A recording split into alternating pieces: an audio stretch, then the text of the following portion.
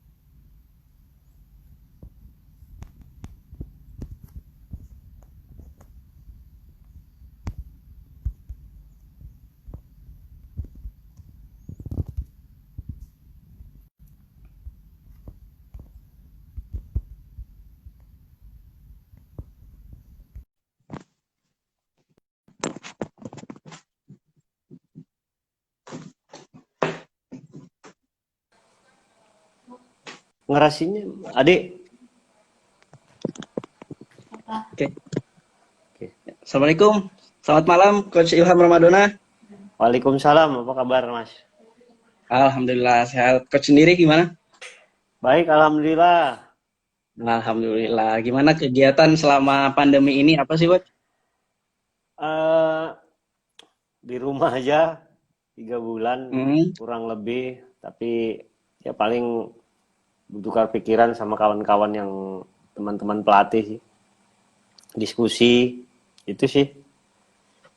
Oke, kita akan ngobrol sedikit ya, Coach ya, Ya, sama-sama tentang, mungkin kita akan membedah sedikit tentang Barito Putra ataupun mungkin pengalamannya selama menjadi pemain dan pelatih juga, mungkin akan menyinggung sedikit tentang grassroots youth development terutama di Banua sendiri. Oke, ya. Coach mungkin bisa diceritain nggak sih Coach perjalanan karir sebagai pemain sendiri? Mulainya seperti apa, dari mana, dan bisa bergabung dengan Barito Putra sendiri? Ya, terima kasih. Yang pertama semoga kita dalam keadaan sehat. Awal dari main bola sih dulu saya aslinya dari Medan. Di usia SMA kelas 1 masuk di klub Medan. Jadi mengikuti beberapa turnamen di antar diklat seluruh Indonesia, lalu ikut suratin. Begitu ikut suratin, kita terpilih menjadi ikut di tim usia 15 waktu itu, tim nasional usia 15. Lalu saya pindah ke Ragunan. Selepas dulu ada proyek yang namanya Primavera, itu dikirim ke Italia selama 2 tahun. Lalu selepas pulang dari sana, pemain-pemain ini disebar oleh federasi dan saya masuk di Barito itu awalnya. Jadi waktu usia 18 tahun saya sudah di Barito sekitar tahun 96 saya masuk 96 Barito. ya. Ya, itu sih Oke. perjalanannya tapi benar-benar mulai dari junior langsung syukur alhamdulillah bisa masuk di skuad Barito. Oke. Mungkin selama bergabung dengan Barito sendiri nih coach, Ya. apa sih momen terbaik yang pernah coach rasakan bersama Barito sendiri? Ya. Eh, yang pertama yang pertama sih ya saya bisa masuk di jajaran tim yang dihuni oleh pemain-pemain senior itu yang paling pertama. Terus ada beberapa momen ketika kita masuk 8 besar di Bandung waktu itu pelatih asing pertama tahun 97 98 tuh kompetisi 97 98 dari Bulgaria.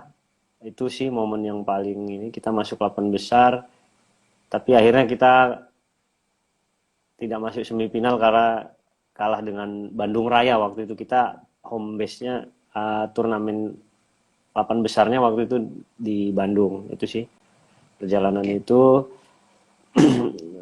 saya kira itu sih.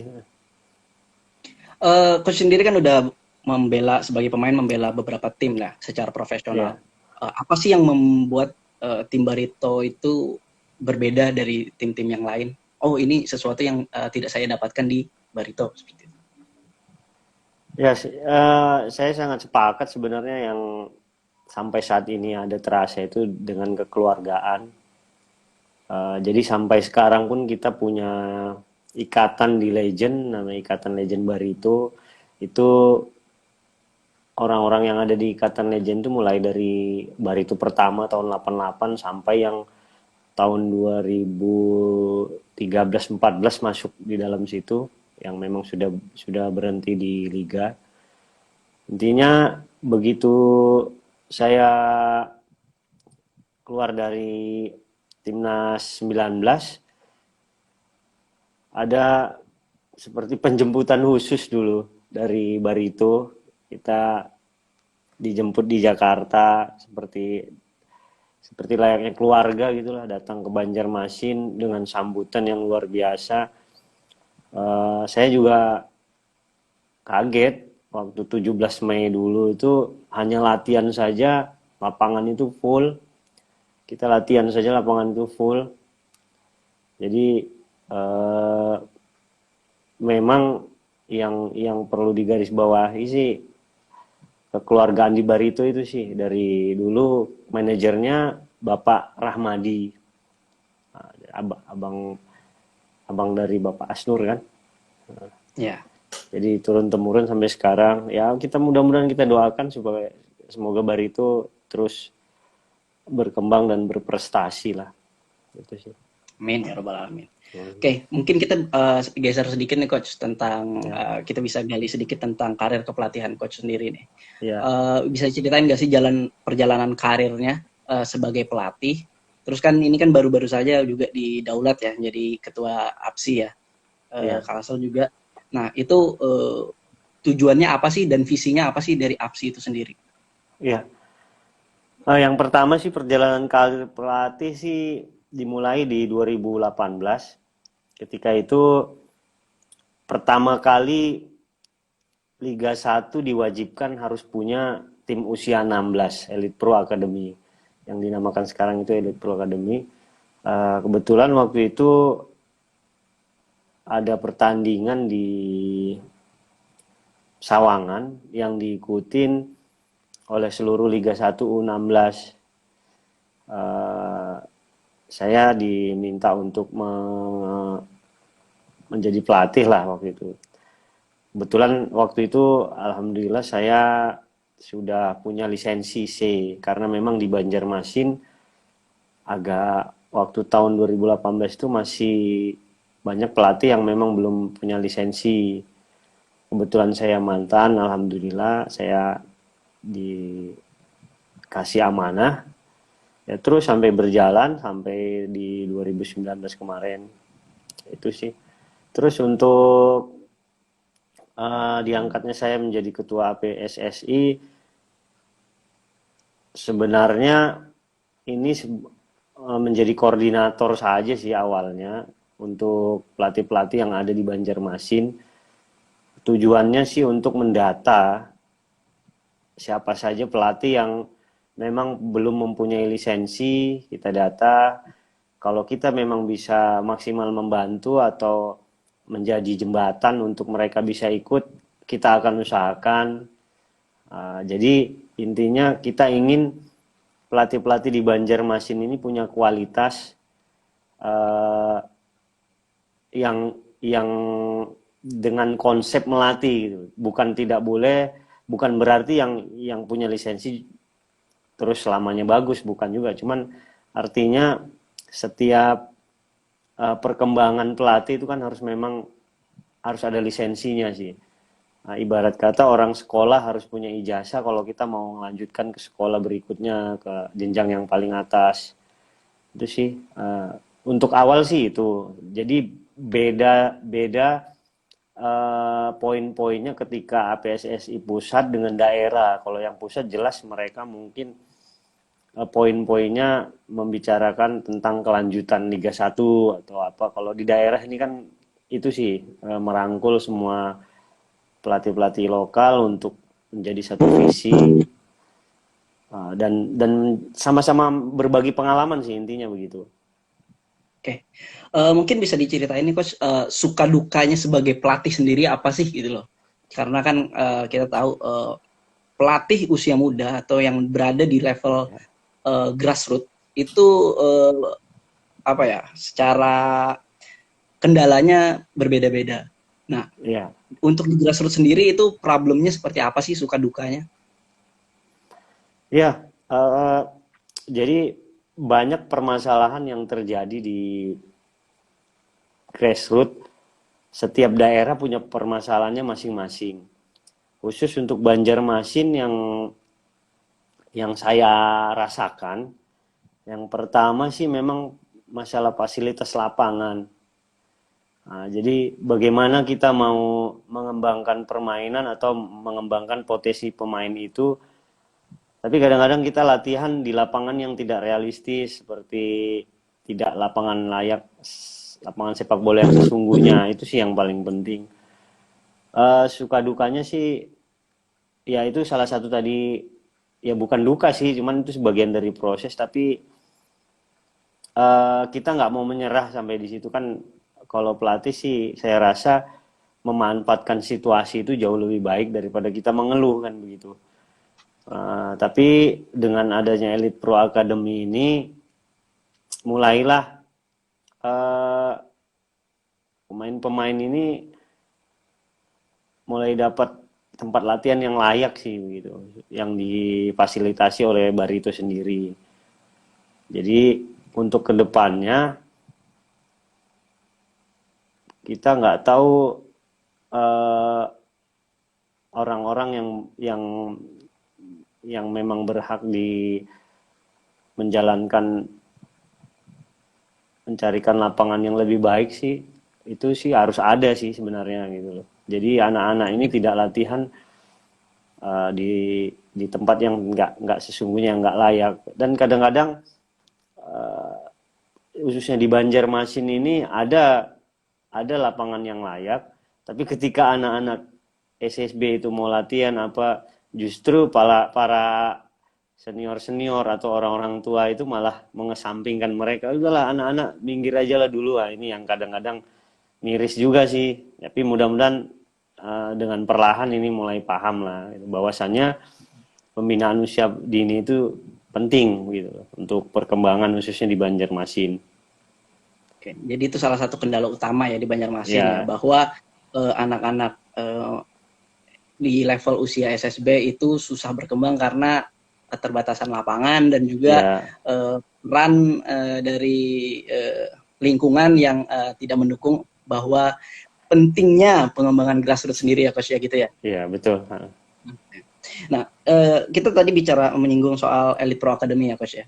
Nah, Iya, dengan adanya Elite Pro Academy di usia 16, terus 18, usia 20, selain itu juga kita disuratin juga ada usia 15, 17 ya, juga kan?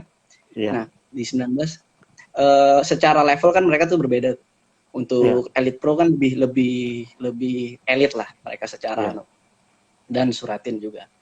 Eh, dan kita kan seharusnya udah menjalankan beberapa kompetisi di bulan ini, namun adanya dampak corona, jadi kita harus menunda dulu.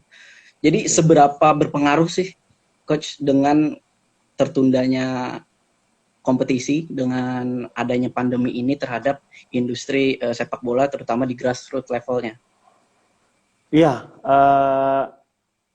ini mau tidak mau situasi ini harus kita hadapi sama-sama. Semuanya merasakan situasi yang sulit menurut saya begitu. Di satu sisi anak-anak ini pengen latihan saja sulit gitu loh. Jadi para orang tua cemas pastinya itu.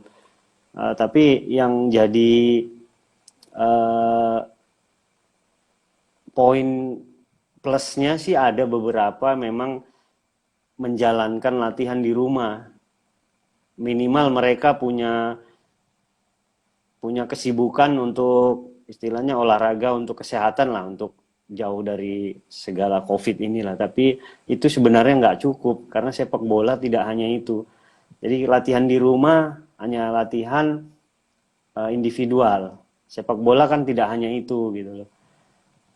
Kita berharap COVID ini cepat berlalu. Kita tidak bisa juga menyalahkan situasi. Ya saran saya sih terus saja latihan di rumah walaupun itu memang kurang, tapi di samping latihan itu juga perlu membuka-buka pelajaran YouTube tentang sepak bola, bagaimana eh, kita memahami arti sepak bola, belajar posisi karena itu kan penting juga gitu loh. Saya rasa itu yang intinya sih mari sama-sama kita berdoa untuk berakhirnya COVID inilah supaya berjalan. Semuanya merindukan sepak bola, baik itu yang terlibat, yang orang dagang, orang yang banyak hal yang manfaat dari sepak bola inilah. Itu sih. Nah, sepak bola sebagai industri olahraga yang sangat Iya, global, tentunya kehilangan momentum untuk berkompetisi ini juga banyak orang iya, jadi kehilangan arah karena tidak ada hiburan yang menurut mereka betul. salah satunya juga sepak bola yang cukup menarik ya. Uh, saya mau nanya lagi nih Coach tentang pengalamannya di Primavera dan Garuda Select. Seperti Iya, apa sih sistem pembinaan di Inggris? Kan kemarin di Birmingham ya, iya. bersama teman-teman Bagus dan Bagas juga serta David Maulana. Hmm. Jadi apa saja sih yang dilakukan di sana dan kegiatan anak-anak seperti apa? Iya, saya bicara Primavera zaman saya dulu ya, boleh ya. Ya, Jadi ada ketika kita mengikuti proyek Primavera tahun 92 sampai 95, ini ada hal yang menarik sebenarnya. Bagus sih kita dikirim ke sana melihat situasi waktu itu Liga Italia memang lagi di atas, lagi pemain-pemain dunia semua banyak yang main di sana. Tapi permasalahannya kita berada di sana, kita tetap pada satu momen, satu situasi yang berkumpul dengan orang-orang Indonesia gitu loh. Jadi dengan kita walaupun kita ada belajar selain sepak bola, kita ada belajar bahasa, bagaimana kita melihat latihan-latihan Serie A di sana. Dulu zaman 90-an ada bukan hanya Indonesia yang mengirim uh, pemain-pemain yang ke Italia, ada Jepang, ada Thailand. Tapi bedanya mereka, Jepang mengirim pemain tidak satu tim di satu tempat untuk latihan, enggak. Mereka mengirim dua orang di Juventus, dua orang di Milan, dua orang gitu. Dulu zaman Nakata ketika main kita kompetisi namanya kompetisi Primavera, Nakata itu ikut di Juventus.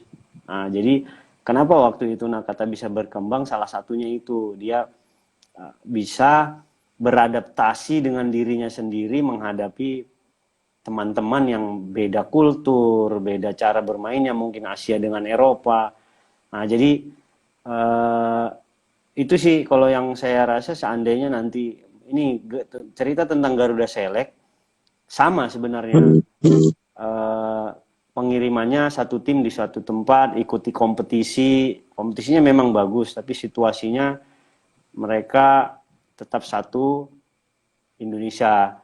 Tapi mulai nih Garuda Select mulai mau menempatkan pemain-pemain yang nantinya yang punya level di atas teman-teman lain seperti Bagus, David dan Brilian masih berada di Inggris. Ini sepertinya tujuannya ingin ditempatkan di klub-klub. Jadi ada perubahan sedikit dari Garuda Select dengan zaman saya dulu. Sebenarnya ini hal yang bagus. Proyek ini insya Allah berjalan 10 tahun. Ya mudah-mudahan ada beberapa pemain Indonesia yang benar-benar bisa bermain di Eropa di level. Untuk masalah teknisnya, untuk sekarang yang Garuda di Inggris mereka harus cepat beradaptasi, bagaimana cepat lepas bola, tidak hanya main ball possession, tapi begitu main ball possession 2-3 kesentuhan harus cepat mengumpan bola ke depan. Itu yang saya lihat di Liga Inggris lebih cepat gitu. Nah, jadi ini harus mereka cepat beradaptasi tentang bagaimana perkembangan sepak bola itu sendiri sih itu. Oke. Bicara tadi permainan Inggris yang begitu fisikal ya, dan permainan Italia yang terkenal dengan catenaccio-nya. Ya. Nah, apakah para pemain ini difokuskan untuk ke Indonesia atau mereka akan berkarir di Eropa? Karena kan seperti yang coach bilang tadi, hanya beberapa pemain yang memiliki mental yang kuat dan dapat beradaptasi dengan lingkungannya. Nah, itu apa sih yang berpengaruh, yang dicari untuk para pemain muda sebagai motivasi untuk bisa berkarir ke luar negeri, tidak bermain di Indonesia? Ya, saya pernah baca kutipan mantan pelatih timnas Simon McManamy. Pemain Indonesia cita-citanya hanya mau membahagiakan orang tua. Ya, punya mobil, punya rumah, menaikkan haji orang tua itu sudah cukup. Tapi kalau pemain-pemain luar lebih dari itu. Jadi membahagiakan orang tua juga, bermain di Eropa juga jauh lebih, mungkin bisa lebih bahagia itu. Saya sebenarnya agak sedikit setuju sih dengan ini gitu. Jadi mindsetnya juga harus dirubah.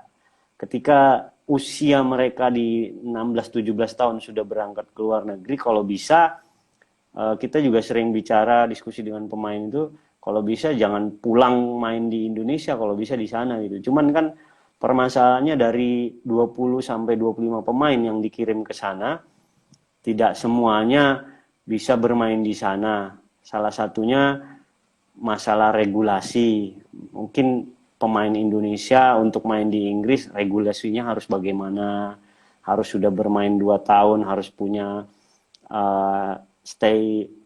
surat tinggal atau bagaimana, itu yang saya tahu.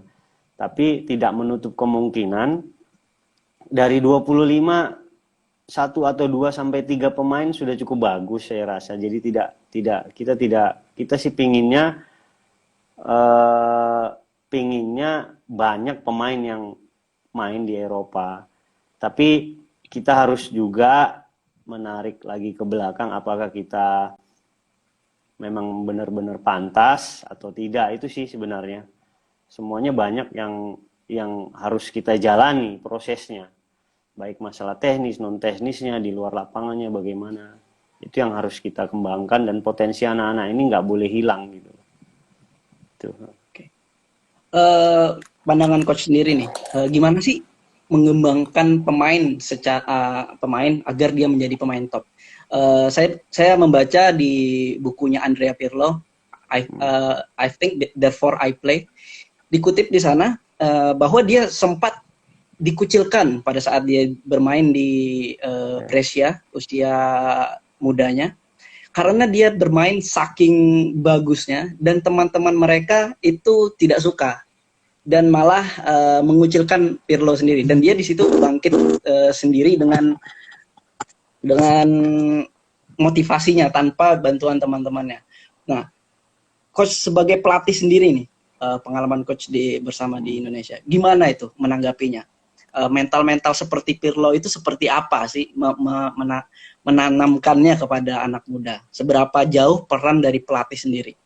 Iya, iya, ini tahun 90-an memang pernah saya rasakan ketika pemain muda masuk di tim senior.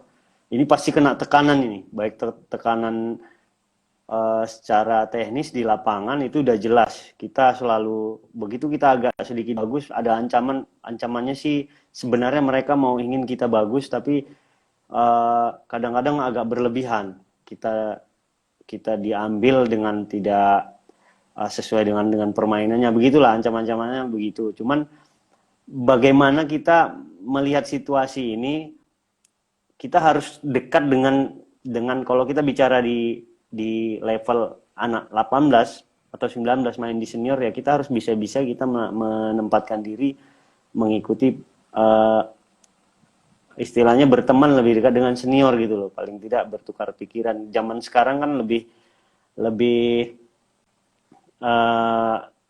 saya rasa lebih edukasi sekarang daripada zaman kita 90-an dulu. Sepak bola udah tidak hanya satu sisi saja dilihatnya, banyak referensi-referensi yang memang harus dipelajari pemain itu sendiri. Banyak memang pemain muda ini nggak berkembang karena mental itu tadi. Nah, ini jadi tugas kita para pelatih, pembina untuk terus memberikan kepercayaan tidak hanya di pertandingan, tapi kepercayaan di latihan. Ada pemain yang memang harus kita tegur, ada pemain yang harus kita rangkul, kita seperti anak sendiri, seperti kita elus-elus atau bagaimana, macam-macam lah. Nah, jadi setiap pemain punya permasalahan masing-masing. Tidak bisa kita samakan, khususnya untuk cerita grassroots nih. Jadi nggak bisa kita masukkan di situ pelatih, ada kan macam-macam, ada yang otoriter, ada yang membiarkan, ada yang, jadi kita lihat poin-poinnya setiap pemain. Jadi ini tugas pelatih untuk di grassroots sebenarnya lebih banyak lagi. Kita harus punya data, ini pemain yang harus bagaimana. Nanti ketika mereka udah latihan bersama, apa yang harus kita tambah lagi untuk training individual mereka lagi gitu. Itu sih kalau menurut saya. Oke. Kita bicara sedikit sesuatu hal yang sangat janggal menurut saya ketika saya sering menonton grassroots itu latihan misalnya. Saya sering lihat beberapa anak-anak SSB itu latihan dengan giat dan dengan semangat, tapi pada saat pulang coach, mereka setelah pulang itu makan gorengan dan minum minuman dari yang di pinggiran. Nah, ya, itu kan maksudnya edukasi terhadap nutrisi sendiri terhadap pemain kan berarti kan masih kurang ya. Nah, ya, jadi gimana sih seberapa penting sih nutrisi itu terhadap pertumbuh kembang anak? Iya, bicara tentang nutrisi ini jelas pemain sepak bola itu perlu asupan yang benar-benar. Dia berlatih selama 1-2 jam. Berapa banyak energi yang udah dikeluarkan dia, berapa banyak cairan apa macam-macam yang sudah dikeluari dalam tubuh. Anak-anak tanpa disadari, dia latihan 2 jam juga, dia kalau sudah asik dia nggak mau berhenti ini. Nah, kalau untuk saat ini benar. Ketika latihan di SSB, pelatih selalu memberi saran bahwasanya tidak boleh makan ini, minum es atau apa itu. Tapi setelah pulang, nah ini perlunya kerjasama dengan orang tua, bagaimana mengedukasi anaknya supaya kalau memang mau jadi pemain bola yang sesungguhnya harus mengikuti aturan gitu. Ini jadi kendala buat kita juga begitu kita masuk di latihan. anak itu ya manis, anak yang manis gitu. Begitu keluar dari latihan kita kan nggak tahu, kita nggak bisa mengawasinya. Yang hanya kita bisa cuman eh, harusnya memang di SSB, di grassroots itu ada report pemain per minggu, per bulan, per 3 bulan, berat badan. Bahkan kalau di Garuda Select kemarin, setiap sebulan sekali ada tes lemak. Jadi ketahuan anak-anak itu eh, mana yang lemak bertambah, dan memang porsi latihan mereka, si Bagus dengan David, dia porsinya beda. Kalau training individual training itu berbeda. Jadi mungkin Bagus kelebihan lemak di perut, atau si David kurang speed, itu ada latihan mereka sendiri gitu. Jadi ini contoh baik sih. Jadi betapa pentingnya pengetahuan juga untuk pelatih, sehingga kita tidak salah memberikan baik secara teknis maupun secara teorinya kepada pemain ini. Karena kalau kita salah memberikan ilmu untuk pemain-pemain di usia muda di grassroots, ini akan kebawa sampai di tua nanti gitu. Jadi dosa jariah bukan amal jariah jadinya. Ini kan pelatih kan Betul jadi sekali. tugas mulia juga sih, pekerjaan yang mulia gitu. Saya rasa Ya, itu. mungkin untuk teman-teman penonton, anak-anak di sini yang calon pemain profesional, mungkin makanannya harus dijaga ya berarti ya, Ya, itu untuk penting. tidak memakan gorengan dan sesuatu yang berlemak, agar tetap menjaga nutrisi tubuhnya, karena sangat penting ya coach ya, berarti ya tadi ya nutrisi ya, Penting, karena kita lihat penting. Cristiano Ronaldo di umur 34 pun kondisi fisiknya masih prima ya. Berarti itu Ya, betapa pentingnya nutrisi itu ya berarti ya coach ya. betul. Betapa sayangnya seandainya satu sepak bola bisa kita tidak bermain bagus hanya karena masalah makanan. Kita sudah latihan bagus nih seminggu, bagus, intensitas tinggi. Begitu mau main, malamnya kita sakit perut, ada demam, kan sayang gitu loh. Ini masalah istirahat juga perlu dijaga. Jadi banyak hal yang memang dalam sepak bola khususnya yang memang harus kita kontrol, harus kita awasi. Ya, itu sih. Ya makanya maaf saja kenapa pelatih yang datang asing yang Indonesia mulai dari zaman Luis Milla sampai sekarang selalu mempermasalahkan tentang istirahat dan makan.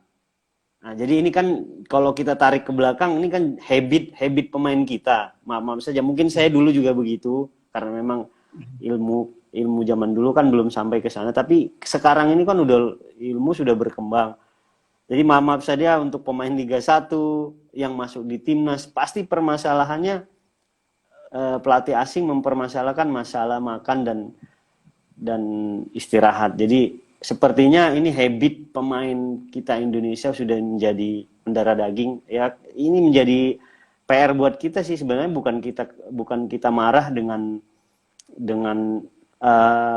koreksi ini atau kritik ini. Jadi justru kita nanti punya pemain-pemain muda harus bisa jaga habit yang baik sehingga nanti di usia-usia senior bisa jadi pemain profesional yang sesungguhnya gitu. Oke, mungkin sekarang kita coach akan beralih ini ke sesi pertanyaan dari penonton juga teman-teman yang udah mengasih pertanyaan di kolom komentar kemarin. Okay. Jadi sekarang saya mau langsung aja di jam 94. Mengapa anak-anak Kalimantan Selatan susah maju ke tingkat nasional? Apakah anak Kalimantan Selatan kalah bersaing? Gimana tuh coach tanggapannya? Iya, ini menarik sekali pertanyaan. Ini pertanyaan tidak hanya ditanyakan di sini, beberapa sering ketika saya melatih, ketika saya diskusi kecil, ketika saya jalan ini banyak dipertanyakan. Saya menarik sekali, tahun 96 saya masuk ke Banjarmasin sampai di 2010 saya pensiun. Saya melihat perkembangan sampai sekarang di 2020. Perkembangan pemain di Banjarmasin dari tahun ke tahun tidak lebih dari 3 yang bisa masuk di skuad Liga 1 ataupun Liga 2. Yang jadi kendala itu masalah fasilitas dan kompetisi usia dini itu. Kalau menurut saya itu. Jadi ketika anak-anak Banjarmasin, satu contoh nih, Banjarmasin ikut seleksi di Elite Pro 16 atau 18. Ada beberapa pemain yang bisa masuk di dalam tim itu.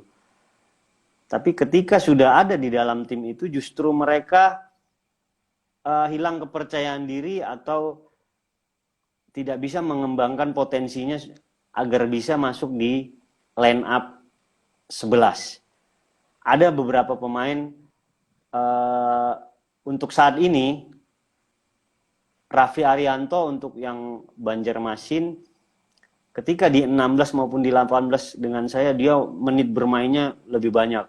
Tapi harus kita tarik ke belakang nih, Raffi Arianto ternyata dia pernah ikut kompetisi dan masuk diklat di Jawa. Nah, ini jadi analisa buat kami sih sebenarnya gitu loh.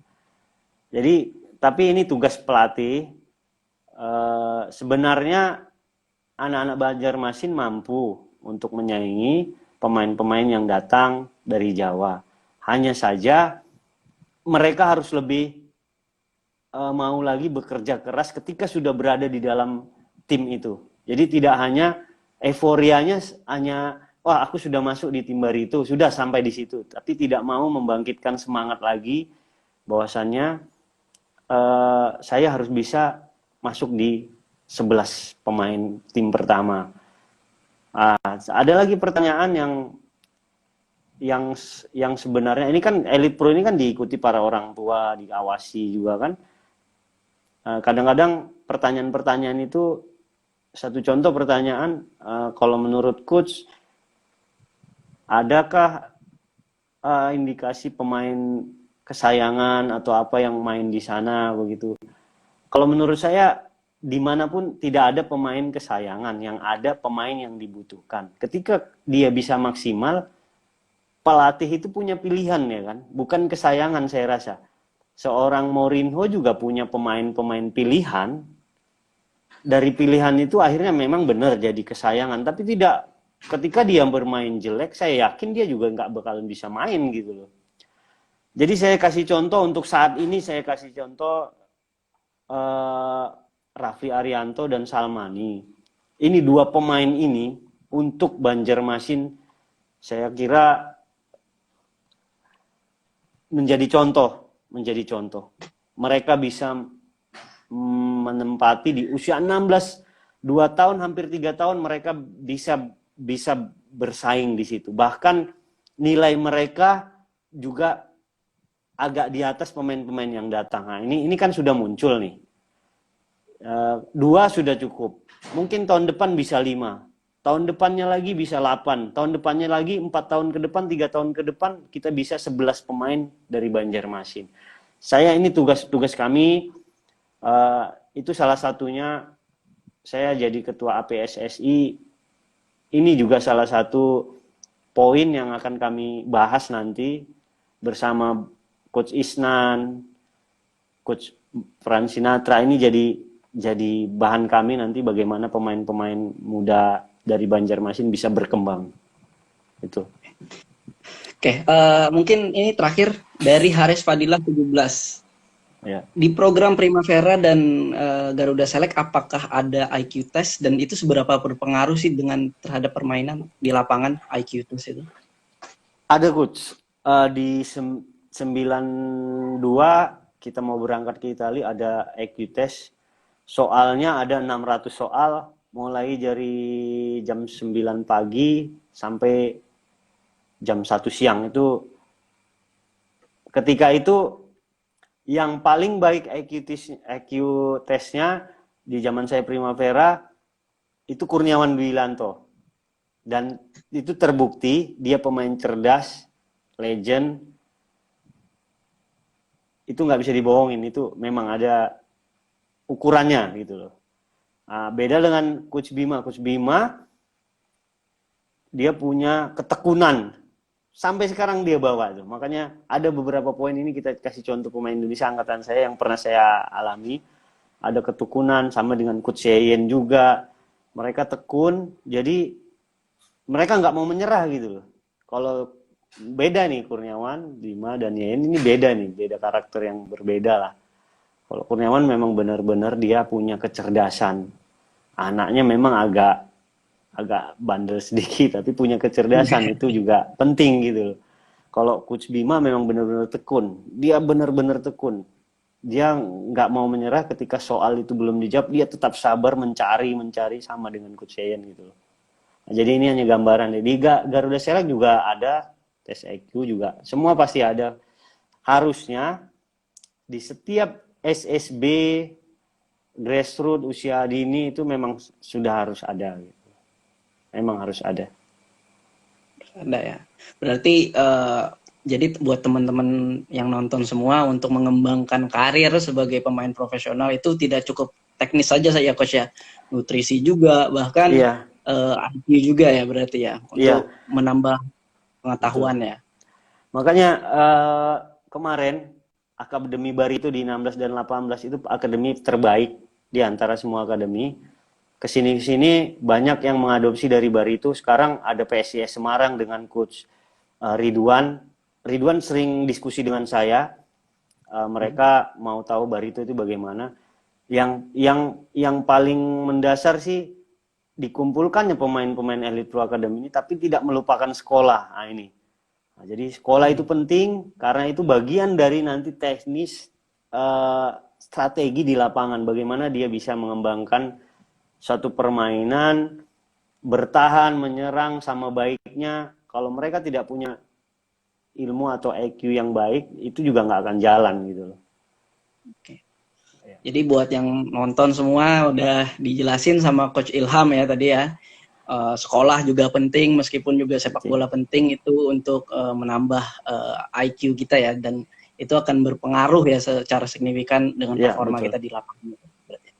Oke, mungkin terakhir Coach, mungkin ada kata-kata motivasi untuk para pemain di usia muda atau calon pelatih ini. Mungkin kan potensinya di Banjarmasin, di Banua sendiri kan banyak nih kayaknya yang passionnya dengan sepak bola. Mungkin bingung ingin menjalani karir sebagai pelatih seperti apa. Mungkin bisa dikasih motivasi Coach atau gimana? Ya, untuk para pelatih teman-teman sekalian, mari sama-sama kita menyatukan visi, misi kita, khususnya untuk Banjarmasin.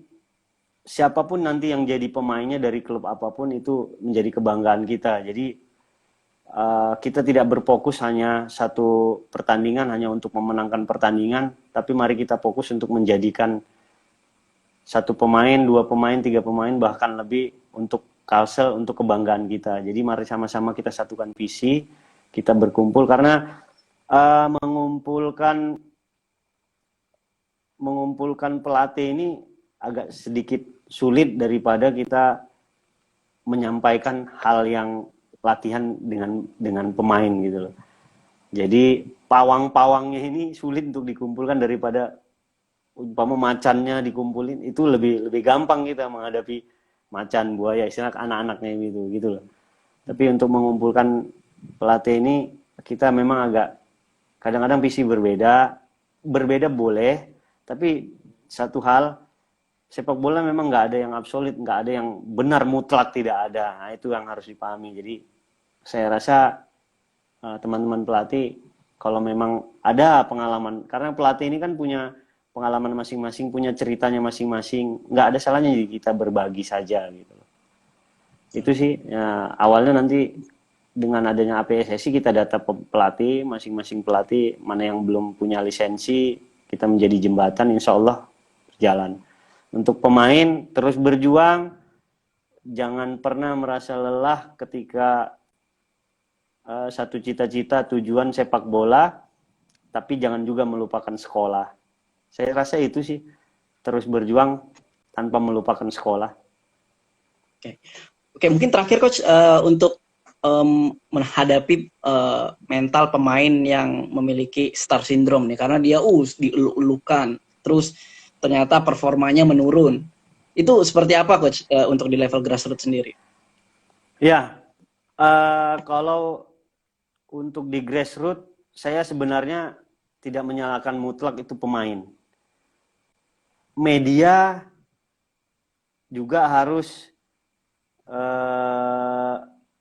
memberikan satu pemberitaan yang tidak menjadikan dia menjadi berlebihan gitu loh. Karena media ini pengaruhnya besar. Jadi pemain itu ketika diberitakan terlalu besar, dia makin besar kepala gitu loh.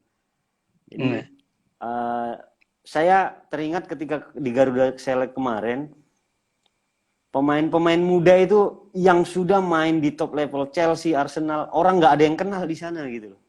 Justru kita di sini umur 18 tahun, 19 tahun sudah, yang nggak salah juga bagaimana anaknya. Itulah tugas peran pelatih. Makanya ketika saya sering ngajak diskusi dengan pemain-pemain Garuda Select yang pertama kemarin, saya selalu menekankan itu. Apalagi sekarang gadget itu kan sangat bagaimana kita bisa memanajemen waktu. Kalau bagus-bagus saja, tapi kalau ada hal-hal yang begitu kita tinggalkan gitu loh. Saya rasa itu tidak mutlak salah pemain. Bagaimana kita tugas pelatih juga media gitu loh. Jadi ada peran media juga ya mungkin ya untuk melindungi karir pemain muda agar dia tidak mengidap star syndrome. Oke, coach, untuk penutup nih coach. Coach kan udah selama 2 tahun ya di Italia, di Primavera ya. Masih bisa nggak sih bahasa Itali? Mungkin bisa ditutup sesi live Instagram ini dengan menggunakan bahasa Italia. Boleh. Ciao tutti. Mungkin bisa. Gimana? Mungkin bisa dibilang saya Ilham Ramadona, terus ditutup aja gitu coach. Mungkin.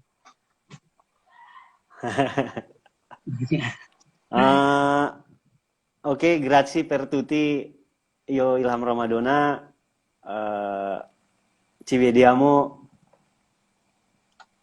Ciao. Ciao. Oke. Thank you. Terima kasih coach atas waktunya. Selamat beristirahat. Semoga sukses. Ya, penggemar Barito juga tetap semangat dan kita udah dengerin tadi tetap eksis dan prestasinya lebih bagus lagi. Amin ya robbal alamin. Oke, makasih coach. Sama-sama, makasih.